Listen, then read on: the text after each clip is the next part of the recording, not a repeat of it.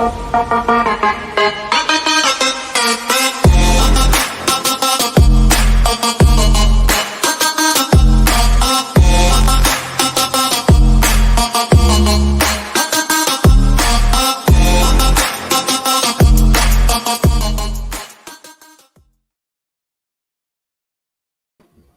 up, guys? This is J-Dub with another great episode of Clogging Up the Airways.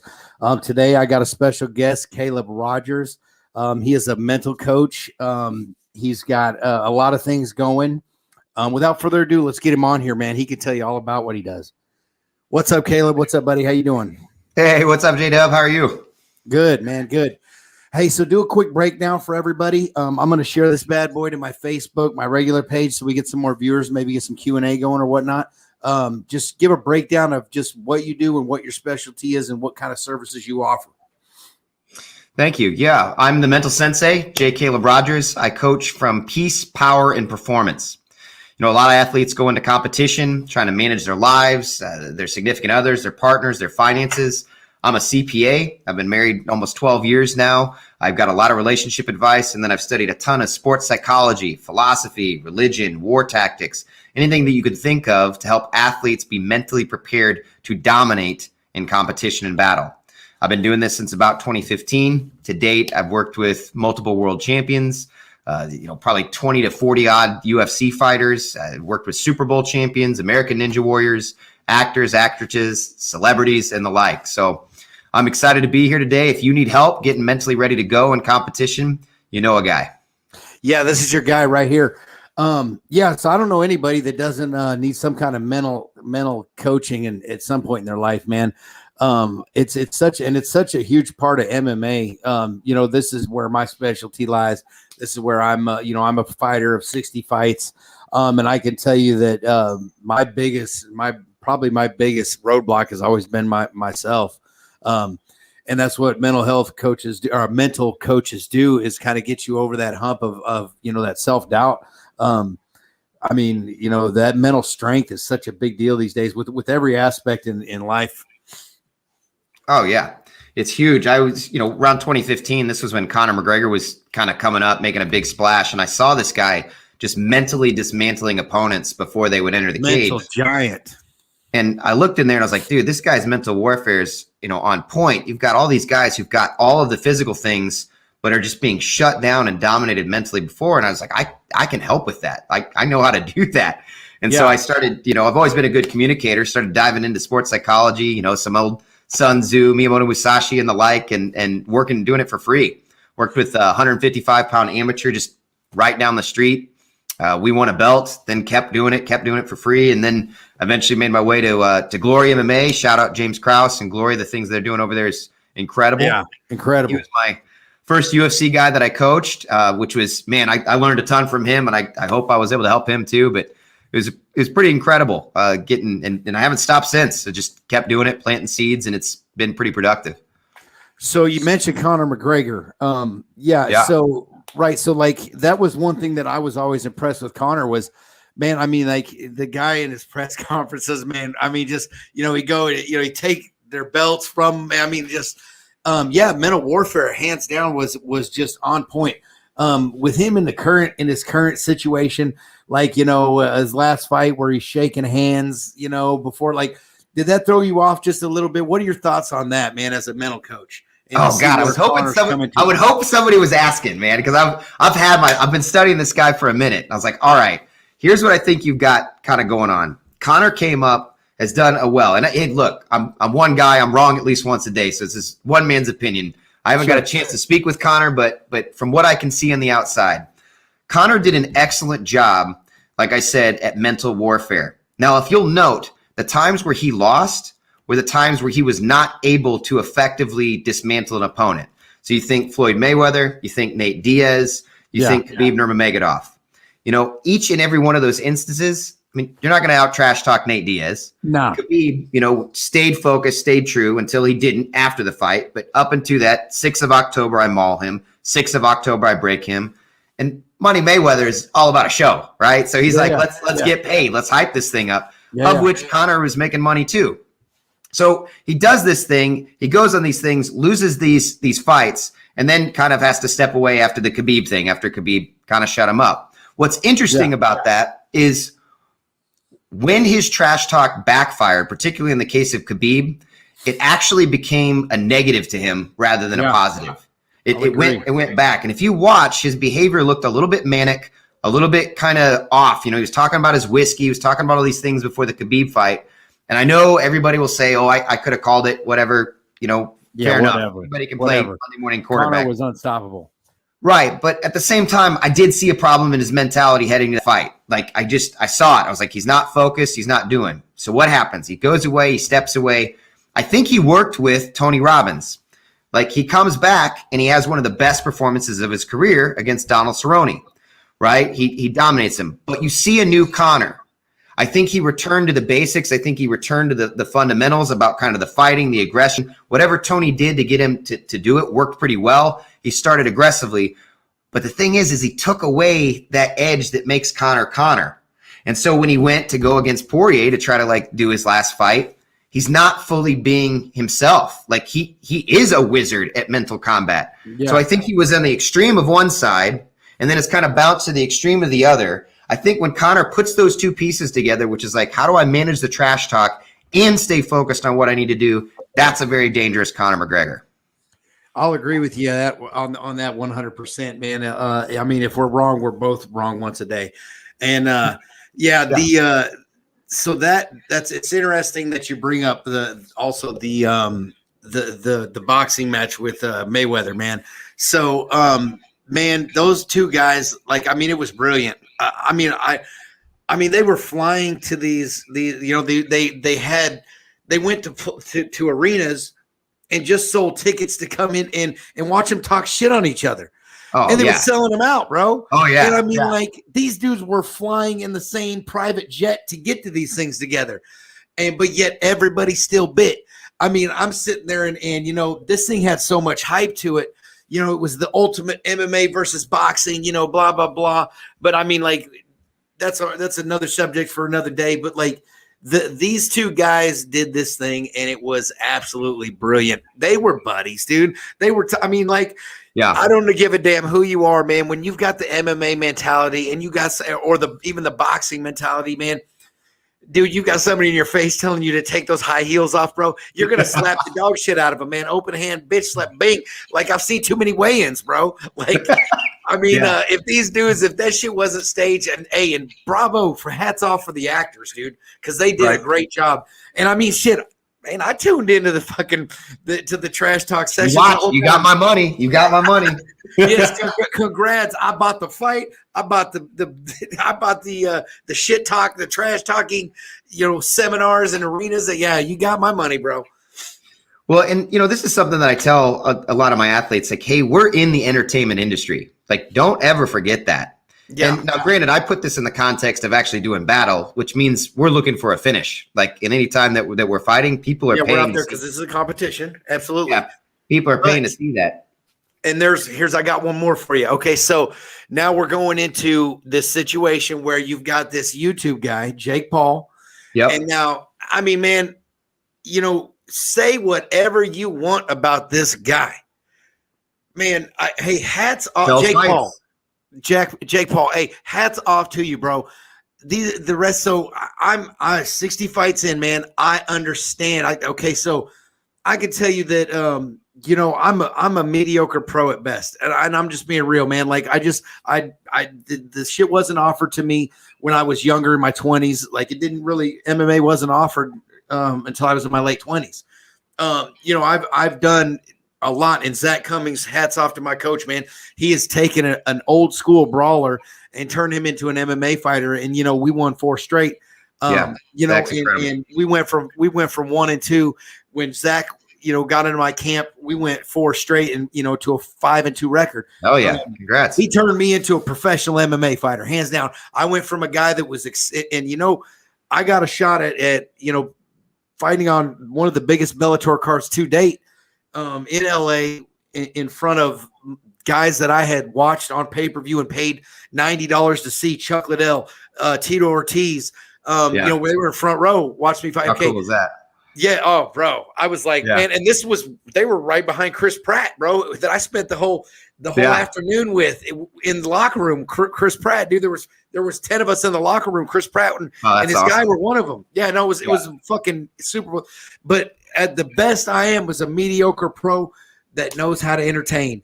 And that's what I try to, Zach has me kind of helping school some of these younger guys that are in our gym and on our camp, about, hey, man, you got to market yourself. You got to be entertaining out there. Yeah, we were out there to win fights, but you got to get your people hyped. You got to get, the whole thing around it. So back to the question about Jake Paul, man. Jake Paul, what are your thoughts on him and what he's done with, his career now? I mean, he's making $1 million a fight, dude, with. Oh, yeah. My thoughts. He's highly successful at what he does. He's really, really good at stirring up controversy, does an excellent job selling fights.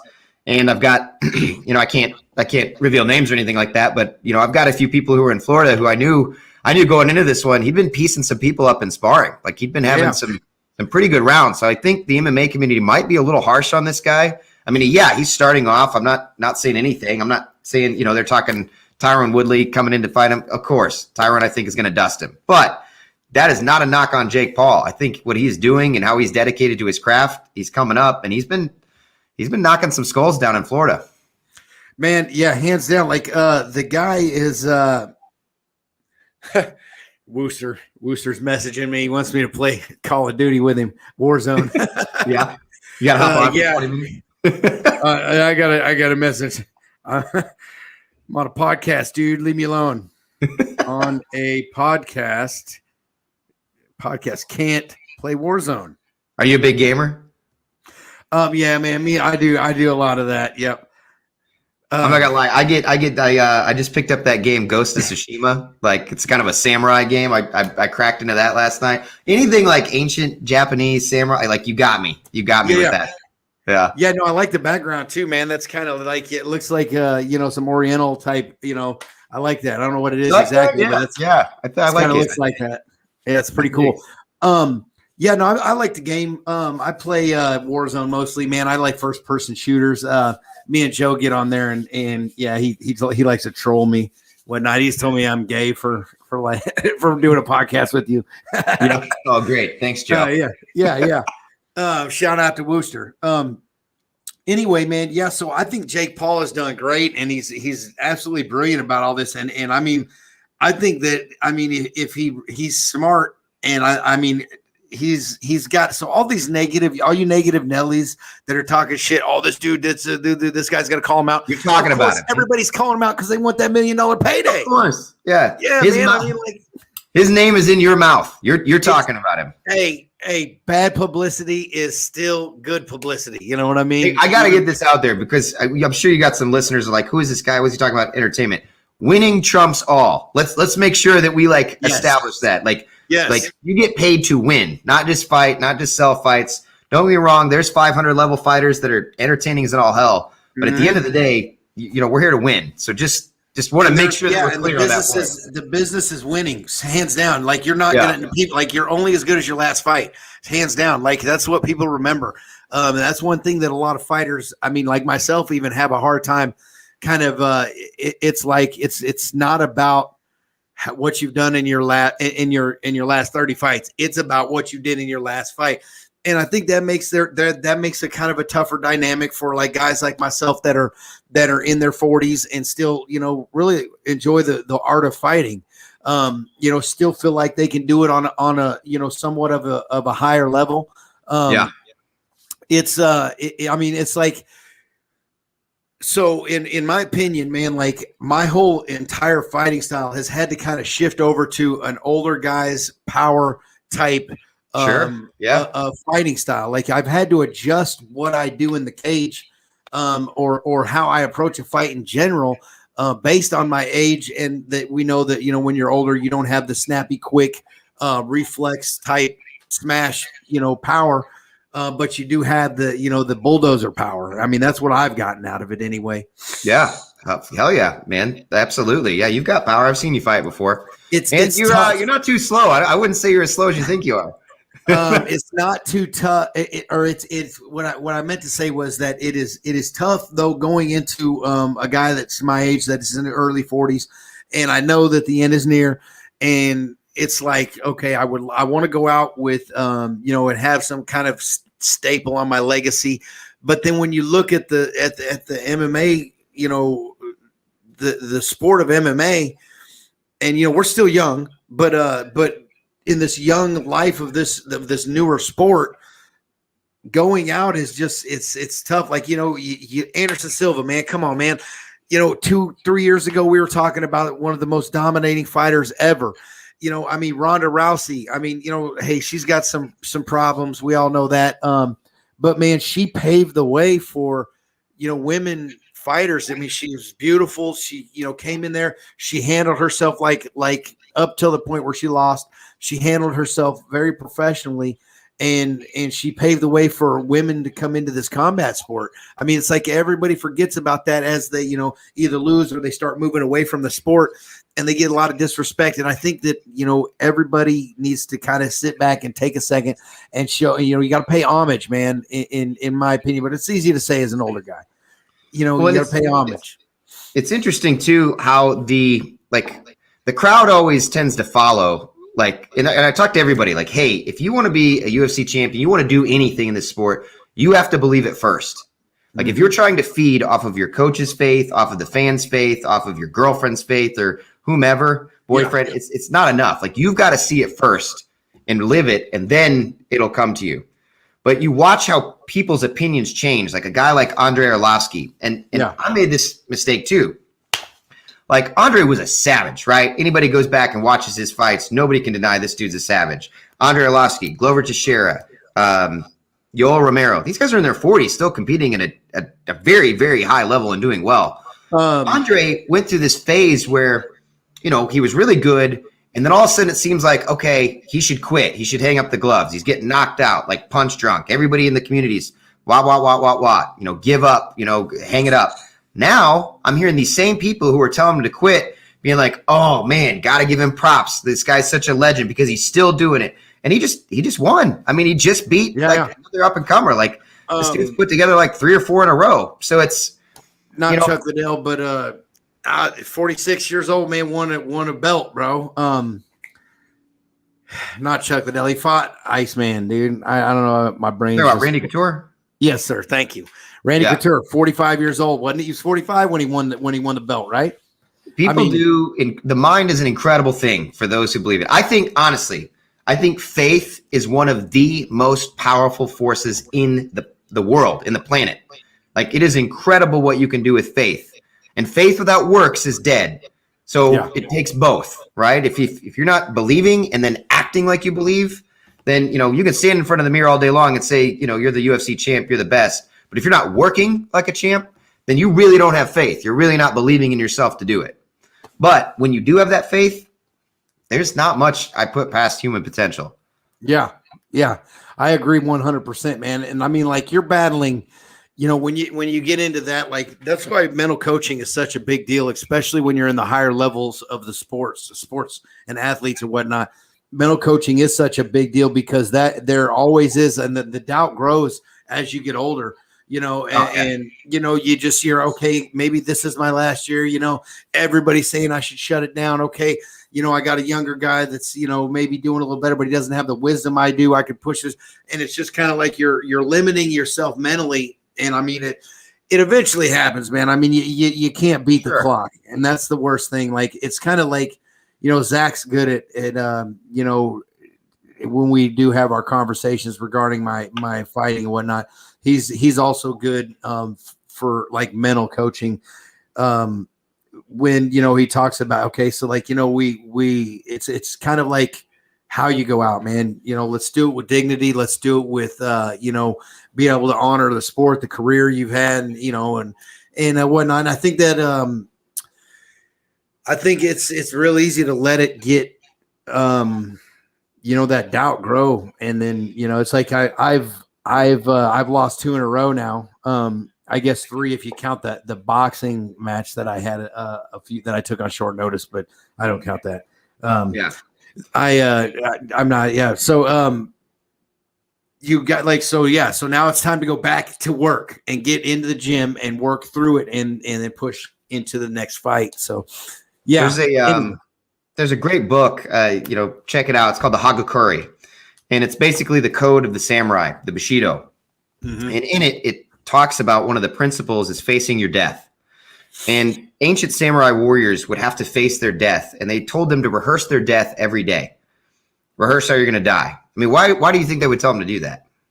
So that when they go, they can go with dignity and they're not afraid. Yeah. Maybe. That's what I would assume. You get inoculated. You get a little bit desensitized to it. Yeah. It doesn't hold a power over you anymore. And it goes on to say that, like, hey, victory or defeat is a matter of chance. But honor and shame is in your control. You're right. Now, I'm paraphrasing here. They would tell their warriors, if you have the choice between living or dying, choose death.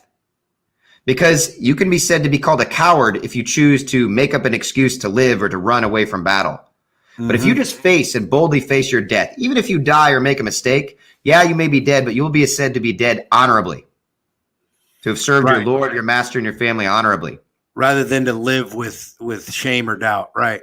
And they talk about, before they go into battle, whipping themselves up into shiniguri, or what translates to a deadly fury, so that when they face this death, they don't just face it as a coward or hesitant, but they run to meet it. And I think that's a very interesting viewpoint. You know, we can't control whether you're going to win. You can't control whether you're going to win your next fight, whether you're going to get that job, whether you're going to get the boy or the girl that you're interested in.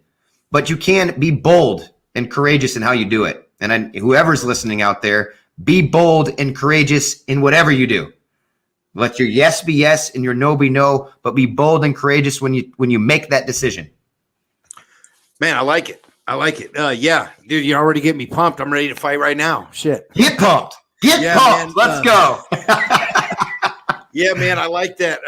That's very informative, man. That's educational too. Like I did not know that. I know the samurai. I never studied the samurais, but like it's always been a fascinating subject, to say the least, man. That those guys were, the Japanese samurais were ancient, like, warriors that, their culture goes back so many years that it's, I don't know, I'm a big history guy. I like anything that's, that has to do with history. So, well, there's another guy who kind of puts it in more modern terms. This guy is Lieutenant Colonel Grossman. And he wrote this book. He wrote two. Well, he probably wrote more than that. One is called On Killing and one's called On Combat. And this book on combat talks about kind of the physiological and psychological effects of going to war or battle for, all of these documented cases that he studied of soldiers and police officers, FBI agents and stuff. And he really demystifies a little bit about what's going on in your body when you're facing these things. A lot of guys get to competition and their limbs feel heavy, their mouth's dry. They're nervous. Their chest is tight. Maybe they gotta crap or they gotta pee or throw up before. Well, these are just physiological responses that your body has when you're going into combat. Like you don't fully control that. But what he talks about is the difference between a victim mentality and a warrior mentality. Or if you look at it from like a psychology term, it's your fight or flight impulse. You got to choose one. Staying in that middle ground, not committing, that's what gets you. If you're going to fly, then get the hell out of there. You don't belong in there. I'm sorry, but I can't be any more blunt. If you don't feel ready to go win, you need to get out, because you're going to get hurt. But if you sign the line and you're going for it, then you boldly go for it. You don't have the choice of what happens to your body or fully how nervous you feel. But when you can accept what you're going through and commit to do your best in that, that's the warrior spirit. That's what makes you dangerous. So a couple great books if you want to read up on some of this stuff. Really good stuff. So like that's one thing when I'm getting ready for a fight, my body kind of just has these like reactions, and like I know, of course, 60 fights in, man, what has happened over time was that I used to get these reactions just from thinking about the fight. A month and a half in advance, like I would start to get the butterflies and like, okay, right. Fight. Come now. I mean, like I'm wondering where they're at. When I get to about 15 minutes before the fight, I'm going, man, I mean, like I've completely learned how to shut it down mentally.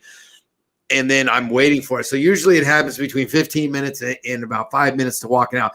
And there's been a couple fights where it didn't happen until I was on my way to the cage. Sure. But as a veteran fighter for the young guys, man, just train your mind to, your mind will adjust your body. So and like you said, man, don't flip out because your stuff's doing like your body's freaking out on you. I always have the dry mouth and then like the butterflies. Yeah. Well, train your mind anyway. Like I'm not one of those guys that says, hey, the mind is more important than the body or anything. They're both important. Like you need both.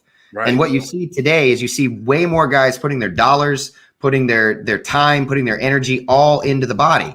It's strength and conditioning, it's mobility, it's yoga, it's jiu-jitsu, it's boxing, it's MMA, like all of that stuff, and very, very little going into the mind. Well, what do most coaches tell their athletes, or where do most athletes fail? It's mentally. Mind. Yeah. Mentally. I mean, it makes sense, right? That's our bottleneck. We're not training it. You're not training it enough. So if you're not kind of at least giving some training, some dollars, some time towards developing your mental capacity to do battle, you're doing yourself a disservice, especially at this level. I mean, if you really want to be among the best, do what the best do. And they have mental coaches. So obviously I know with you being a mental sensei and having studied, mental health and whatnot, I watched a lot of these fighters post leading up to their fights. And I always encourage them, hype your shit up, man, post it, talk crap. But then I don't know, it seems like you can kind of tell that I can anyway. You tell the difference between when you're like trying to convince yourself that you're, you're not getting these issues. Like, you know what I mean? Like, I think that I'll see guys post and maybe even try to talk themselves through the nervousness and like, I don't get nervous. What are your thoughts on that? Yeah, it's bullshit, I think. Yeah. I mean, I don't know. Like GSP, the potentially greatest of all time, threw up before every fight that he ever had. We need to destigmatize this thought that like, oh, I don't feel. When I first started in mental coaching in 2015, I kind of took that approach. I was like, we're going to break the neck of fear. We're going to crush doubt. We're going to make you mentally ready. And then I started reading and I started studying and I realized, through like Taoist literature or some other things like, hey, these emotions have their place. There's a balance. Yeah. Like how can you have glory without facing your fear? Yeah. Straight up. I mean, like if you're in my opinion, in my humble opinion, if this wasn't difficult, to do, I wouldn't probably do it. Like honestly, the hardest part about fighting for me as a younger guy was just getting to the cage. Once I got it there, man, then it was easy. Just go to work. Do what you love to do and handle yourself. But like getting up to it with the nervousness and trying to still function in your everyday life, going to, and training when you can and trying to set your schedule to be successful. And at the same time, try to keep a balance with all that stuff was harder than any fight I'd ever been in.